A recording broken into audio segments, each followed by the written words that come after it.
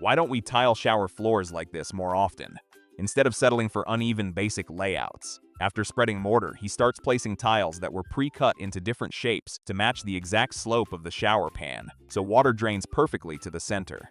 Every piece is custom fit, locking tightly together for a clean, balanced look. And this is where precision takes over.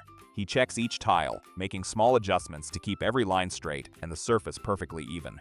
Every piece was numbered beforehand, so nothing gets misplaced. Then the final touches. He adds spacers, seals around the drain, and locks everything in. The result? A flawless, perfectly sloped shower floor, built to last for years.